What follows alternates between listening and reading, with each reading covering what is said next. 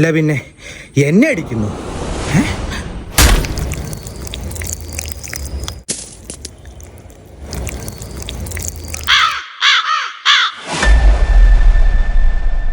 നീ എൻ്റെ മണ്ടയ്ക്ക് അപ്പിടാറായോ?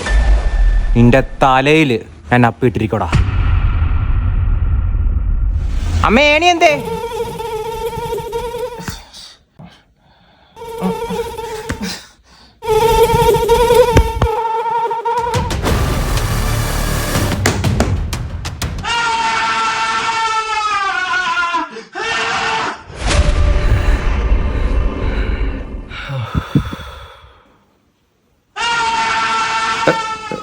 മതിയമ്മേ, മോര്.